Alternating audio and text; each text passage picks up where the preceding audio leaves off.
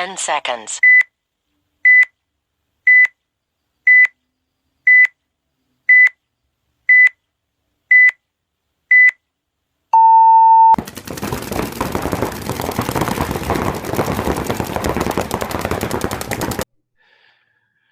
All right, guys, welcome back to the View from the Deadbox. On this day's episode, we have a few topics we're going to touch on. It's me and Michael, and we're going to be here with our guest here, Jonathan McCormick. We played for a long time together, probably, John, how long? 2004, 2003.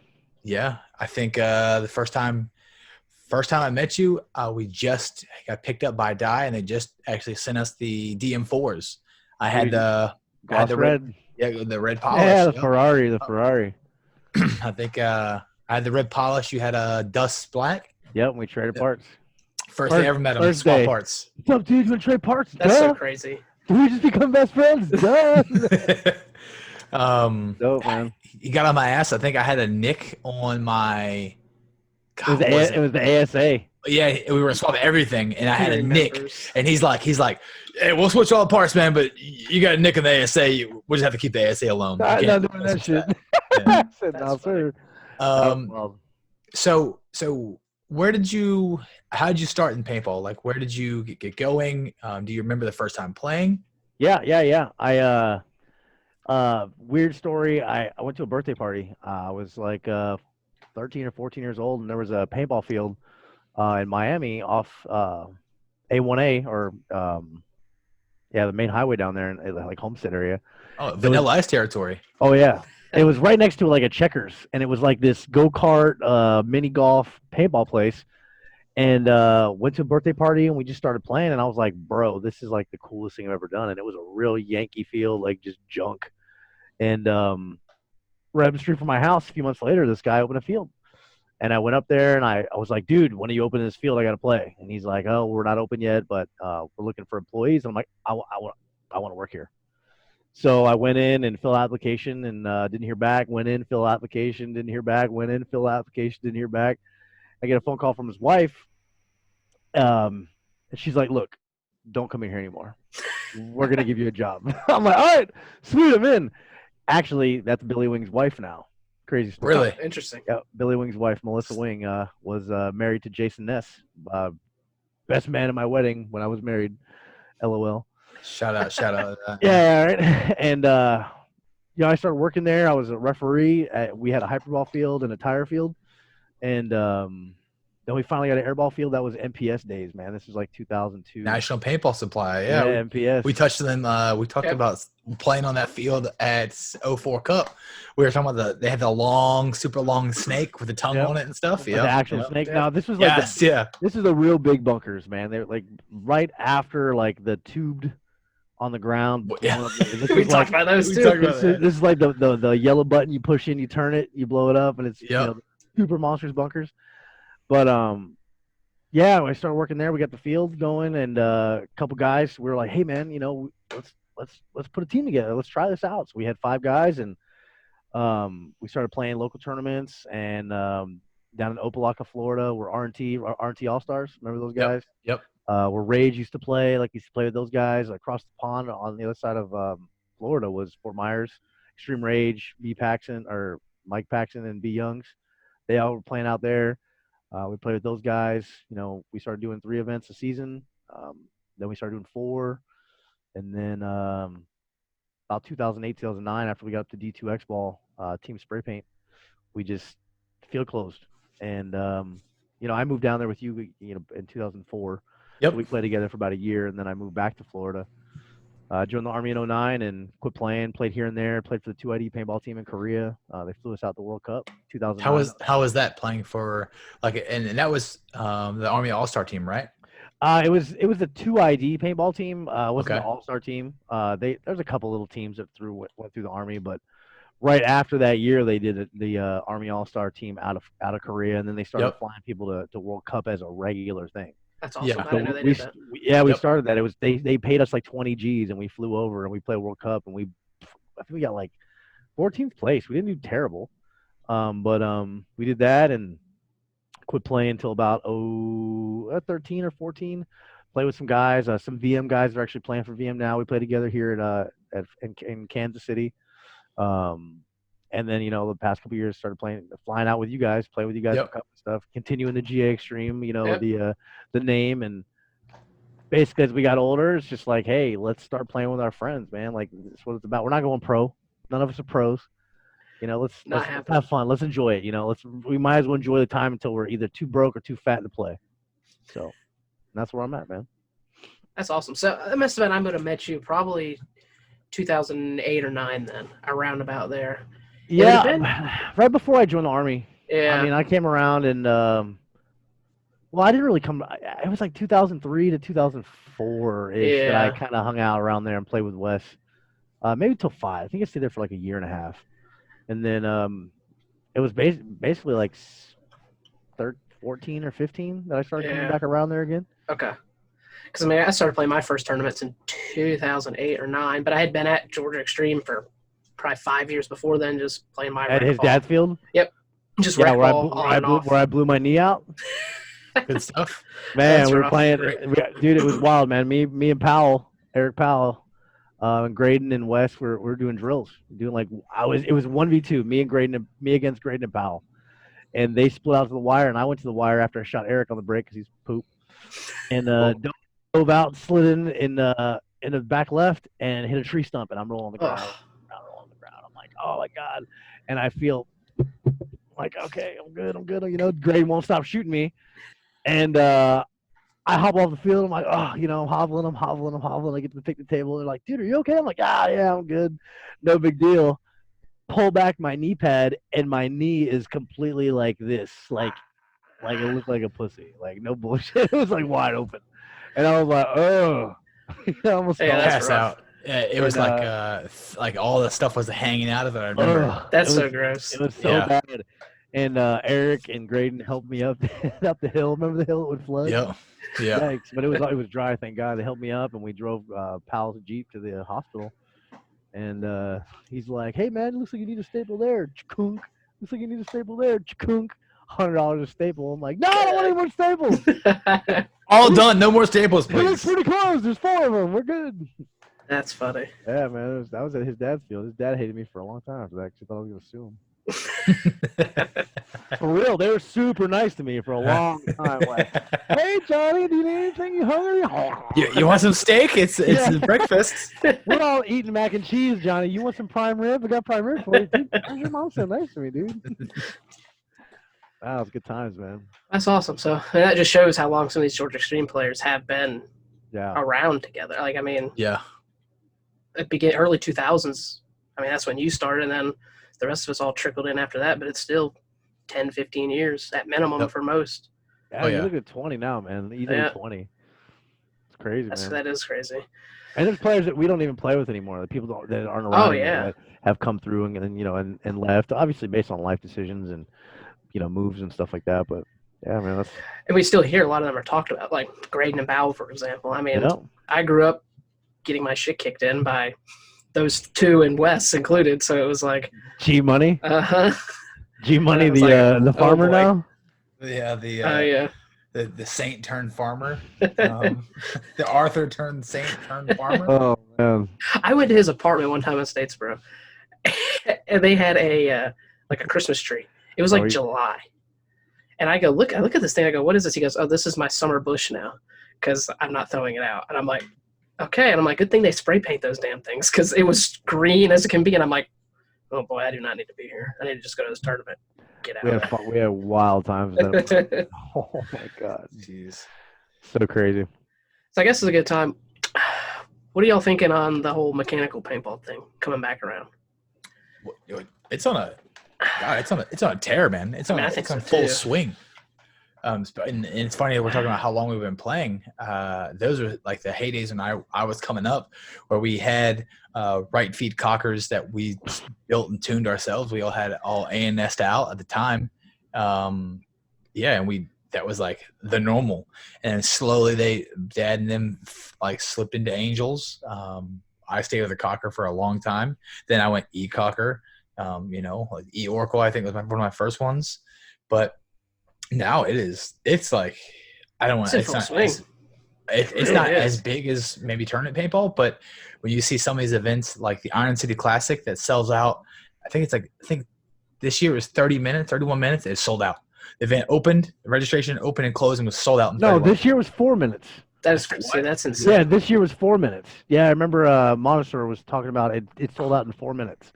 Like it sold out so fast they couldn't get all the people signing up for it in at the same time. So that's why it took 4 minutes. He said if it wasn't the case, it was sold out in seconds. I'm like that just shows the demand is there. Like people, it made me sick. It made me sick to come back from paintball for a while and know that I sold a Carney, E2'd Carney for $400 back in 2010. I sold it, and then now they're $1,200 mint, and I'm like, bro. Like back then though, there weren't events like they are now. You just had tournament paintball, and there really wasn't. Once tournament paintball and airball started, mechanical paintball was like ghost. it just fell off. As soon as the Timmies came up in like 2003, 2004, like Cockers died. That was it. They were done until the E2 came out. Because like my second gun was a Black Magic York or a Black Magic Cocker, hinge trigger, bomb 3-way. I mean, you're talking chunk chunk chunk chunk chunk chunk slow mechanical revy. Well, it was semi-uncapped back then, so everybody was cheating. All the guns were shooting way faster than they should be. So nobody wanted to be shooting a 7 to 8 balls a second Cocker when they can be shooting a Timmy at 20 or an old DM like an original Matrix for at DM 20. Yeah, you know what I mean? Like nobody wants to be shooting that shit when you can shoot something at 20. Maybe it's not. You know what I mean? I had my Naughty Dogs the Oracle, and I was shooting like 17, 18 balls with my my right hand. Playing 3-man tournament, R&T All-Stars, freaking going crazy, shooting all 3 guys in off the break. Yeah. Like, what? Because I caught it on the tail end, where I was starting to see, like, I remember seeing Angels and stuff, but that was all, they were new. Like, I missed the Shoebox Shockers, didn't see any of that. Okay. I mean, that was all probably 2002, 2003. That was before that. That was like 99, 2000. It seasoned that long. I see pictures of it now, but so it's like just before my turn getting into it. So everything to me was Ego 04, or Ego 05s, I guess, but coming out World Cup 04, your DM4s, your DM5s, your Timmies. I was seeing all that stuff, so it was like straight into uncapped semi, I guess at the time still, but then seeing capped at 15 balls a second. By the time I started playing tournaments, they had already lowered that to 13.3 or whatever it was, or 10.5 or something. So I missed all those golden days I hear everybody talk about. You missed the PSP 15 a second. Yeah, really. Yeah, PSP 15 a second, and pros were full auto. That's crazy. NXL, like traditional, like you see on the Lux 2.0s and the OLEDs that don't have a flash. If you put it on NXL mode, it's 1, 2, 3, and your fourth pull, you hold it. Full auto. Full automatic. You just dump the paint in it. Before we had that tournament, what was it? The first MVPS we played, not this season, but last season. I let use it? Matt. I let somebody use my wife's OLED, and he took it out in the field, and I was like, "Oh shit!" Like, let me grab it real quick. It was on PSP. I'm like, "Let me put it on NXL real quick." Think we were all shooting ices and X's. I'm like, "Let me see this gun. I'll put it on NXL. Here you go, dude." And it comes off the break, and I just hear. I'm like, that's kind of odd. That shoots way faster. Hey, whose gun is that? That's weird, man. Like, yeah. And then it dawns on me that it's 15 a second and it's the original. So I'm like, oh, that's shit. Funny. So Alex Zadell, the owner of the MVPS, great guy. He came to me and was like, dude, listen, I got to throw the player out, his ID, and the gun. I'm like, listen, nobody was deliberately cheating on 15 a second. Like, you can hear that 3 counties away. I'm like, the gun is on NXL mode, and I know what the problem is. We're all shooting new guns. This is an old gun. We put it on NXL mode in a rush, thinking that it was correct, and it's not the new NXL. It's traditional. I'm like, if we put the gun on Millennium, will you let it go? Because it didn't have the new PSP or NXL at the time now. And he's like, yeah, that makes sense. I mean, listen, we're not dumb. We understand. I'm like, so I put it on Millennium, we let it go. And they did. He let us give us another shot. We put it on Millennium. He didn't take the guy out, didn't take the gun out, and let it go. Whoever was playing with him, did they shoot anybody out? Probably not. Goddamn, I'm telling you right now, I'll be like, hey, back up. Oh, my God, there's bees everywhere. Screaming and yelling. God. So now we go into a full swing version of mechanical where there's the ICPL. The NXL has multiple events during the season. Ironhorn this year. Ironhorn, Chris Rangel Under. Yeah, at Under. Oh, He's doing. You mentioned one too last night. That farm thing. That farm. Yep. Yeah, they're doing a mechanical, or they're doing a 5-man X ball / hyperball. Hyperball. That's what it was. Tournament. Yeah. That's very No, it's open. No, yeah, it's woods a 5-man. ball. Oh yeah, it's 5-man open woods ball X ball. Yeah. So you pop back and forth. So you probably have like 4 matches, and like 2 of them will be woods or whatever, and then 2 will be X ball. Yeah, that's crazy. I think it's awesome. Like, I know it's cool. Yeah, take it back. Allow people to one come back from their roots. Yeah. Allow the new players that started within the last 3 to 5 years that don't know anything other than X ball to experience the past, basically. I think the best thing about the mechanical scene is you see a lot of these. Like we played with one of our veteran militia lines at Cup. We played Sunday.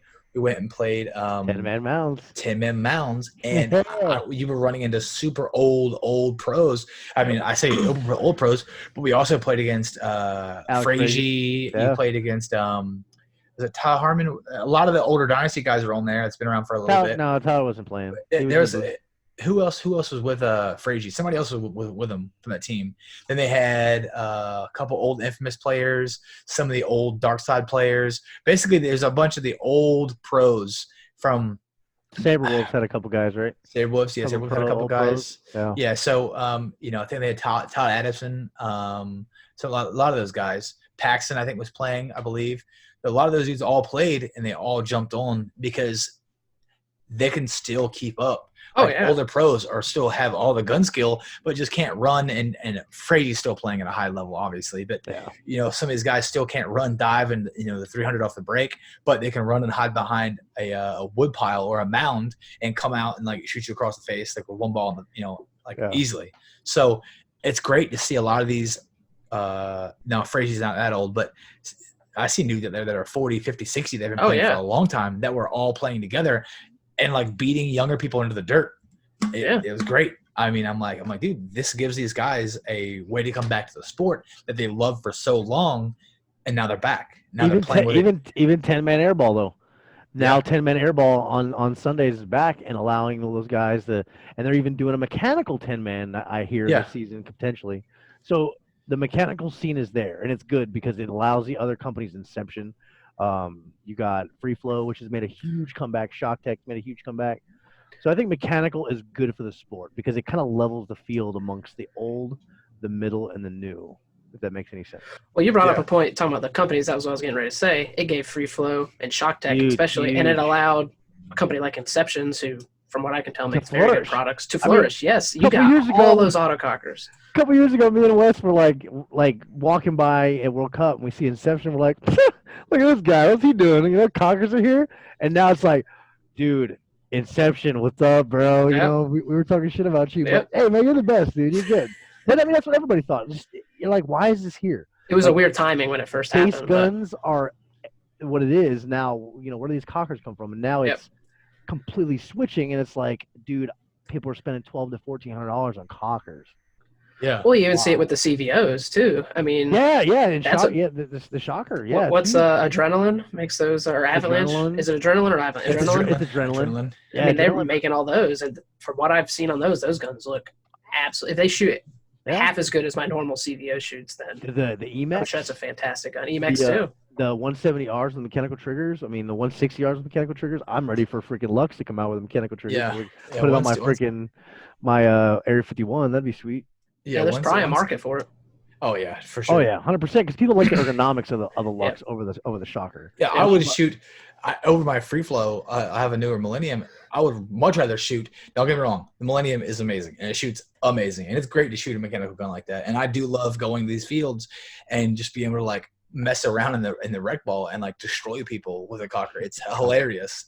But if I could play with a mechanical Lux that I've been playing with for 10, 12 years, I would shoot that way better than my gun because I'm used to how it shoots. The trajectory is still the same. That's not going to change, So I would pay $200 for a mechanical trigger for my Lux. I'd probably pay close to about $400 for a setup for that. Easily Like, to so- have it. Yes, it's there. Oh yeah. There are tons of guys that want it. The shockers are already doing it. So, I mean, their guns aren't too different. They could definitely design something to fit the bill on those. Yeah, definitely. Especially with the Lux X, the way you can literally remove the frame without tools. Yeah. You should be able to literally disconnect the eyes, pull the board off, slide it on there. Even have a little compartment for the eyes in there, so that way you're not really having to take the eyes out. Put the frame on, boom, mechanical to electro like that. That would be fantastic with that shocker because actually you have to take the eye wires Yeah, out. you gotta take all the shit You out. got to take the eye wires out, and Yep. then I got to take out like the board and the solenoid, and that all comes out, and then I Mhm. slip in the little, I don't even know what it's called, the tubes where they are run through, and plug all that back in. But it's like now I have like these channels in the bodies where they do fill up with dirt if you See, break like the paint. Lux X is perfect for that because it's all toolless. Yeah. Pop 2 buttons and you pop the frame off. Boom, that's it. As long as there's a place for the eyes. Yeah. Where am I at? GOG. Look, patent JMac 2020. I need patents on this. Saying, put it out there. There's all kinds of old pros that would be behind that. I mean, a lot of those guys that play X-Ball now are currently playing mech and stuff like for the same Yep. event. I'd rather They're playing have a gun. Yep. I want my gun. Like I want my Air-51. I love my gun. I want my a mech frame on it. That way I can be like, hey, you got X-Ball in 3 hours, but I'm gonna go play mounds at 5 balls per second without having to change the board. I just change the frame. Boom, change the Well, frame. I mean, let's switch gears here and let's talk about the elephant in the room, price, right? Oh yeah, definitely. Like price of paint. I mean, I can go where traditionally now where I'm shooting 2 cases a weekend. If she plays, I'm shooting. We're shooting that easily. I can go and play rec ball all day On a case. Oh, Probably a half case. Yeah. It's half case. We're shooting a hopper and a pod per game. So, you're almost getting 4 pods per bag. You know what I mean? So you could play almost an entire day, on a half a case. So a full case can last 2 people because, she has mech now. So she's shooting a built up resurrection. But it's like you can shoot 2 people can shoot a case all day. So these guys that go to these fields that may not have a hookup like we do or other people do that pay $60, $70, $80 a case can play 2 weeks on that now. Yep. So, because some of these guys have to play. Like that's their outlet. Some guys want to go racing. Some guys want to do this, want to do that. That paintball is their only outlet they get away from. So they're spending $100 a weekend, which is easily done, by the way, as most of us all know. And if you could cut that in half and survive the $30 to $50 a weekend, if they have to pay full price for everything. Well, you're playing longer games too. You're not playing playing 5v5 airball with a mech cocker. I mean, you're playing like in the woods, or you're playing like Nuketown, or you're playing like some type of little scenario field. So it makes the game that's normally 3 to 5 minutes long, 45 minutes long, and you're actually enjoying. To me, I'm enjoying it stress free more so than playing traditional Xbox. Oh yeah, no, you could just have enjoy yourself. Yeah, fun. Mess around. It gives you your paintball's always fun, but it gives you your fun outlet without having to run drills for practice. You don't have to run an upcoming tournament. You can just 100%. Straight up run around in the woods, and if you get blown up, you get blown up. I'm out. I'll be back. Y'all keep playing. Yep, I'll see y'all in 20 minutes. Again. No big deal. But the price alone, because you play on all these different fields or these scenario events, paint's expensive. Yep. Like we basically got back into it so we can play D-Day at a much cheaper price.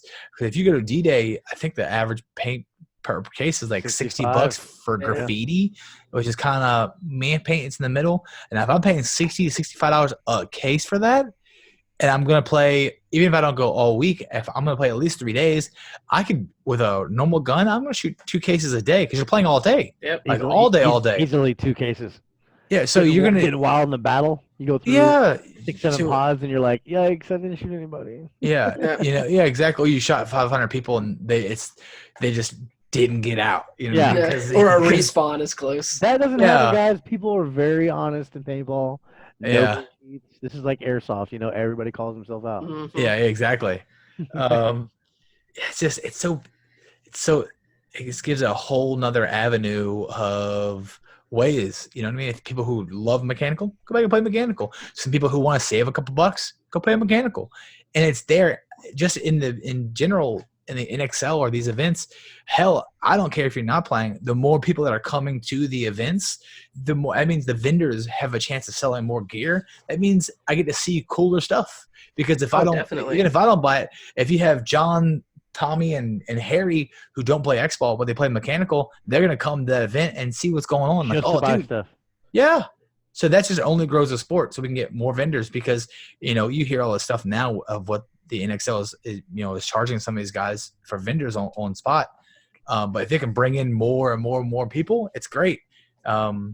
It's just a refreshing and part of the sport that we needed.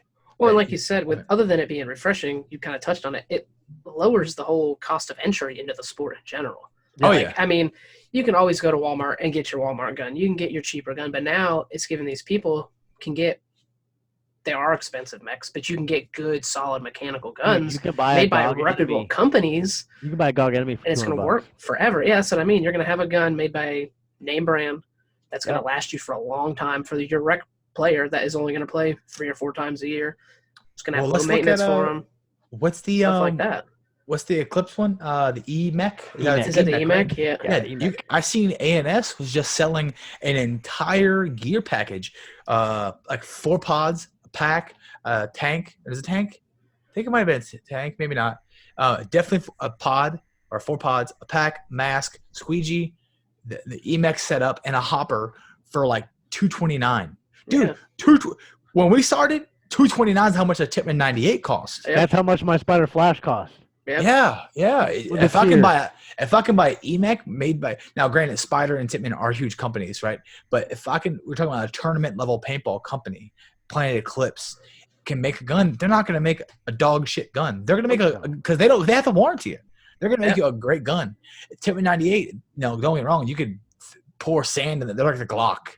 You could just AK. bury AK them. to paintball. Yeah, you could just bury them in sand, pick them up, and just gun 5 guys down with it. And it's like, okay, that's cool. Put it in water, like that. The guns are great for that.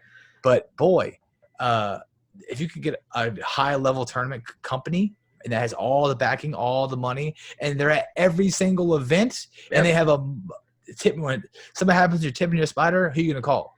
Ghostbusters? You know what I mean? You're gonna have to call Tip and go, hey, can you send me this part?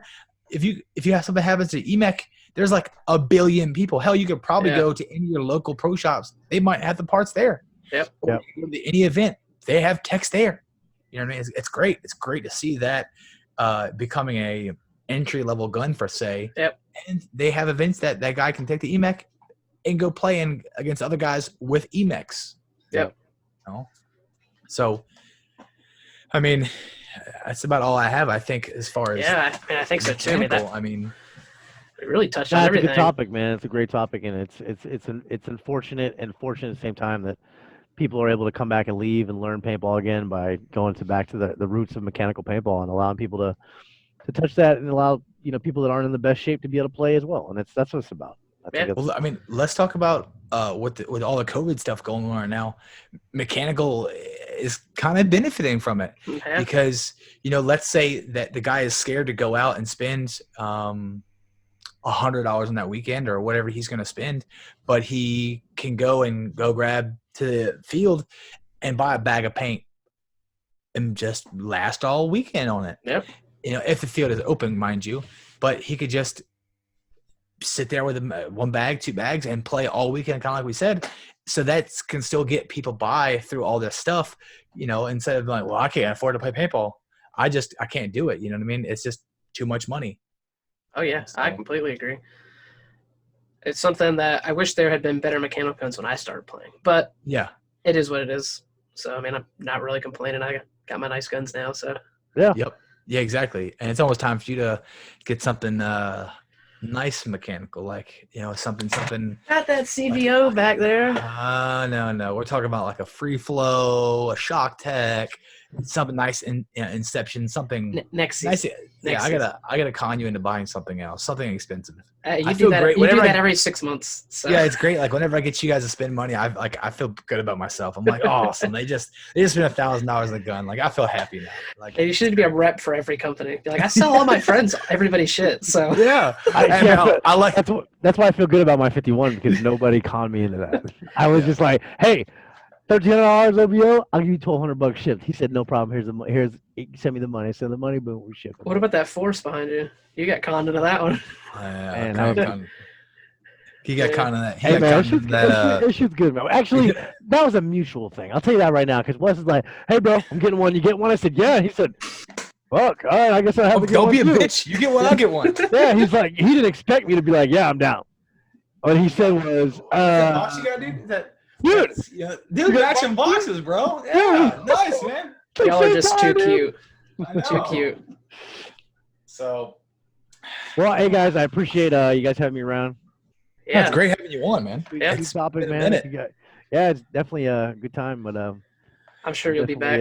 We're hoping to get you down for one of these CPSLs or one of these MVPSs coming up soon. We'll fly your ass back down. Once this Planned Parenthood COVID decides to disappear, I'll be flying on a freaking plane and definitely coming out. I mean, I'll be able to save a bunch of money by switching to Geico. Switching car insurance, yeah. Switching to Geico. So yeah, I'll definitely be able to come out for sure. Cup's definitely happening, but we'll grab a couple more events here and there. Yep, that's awesome.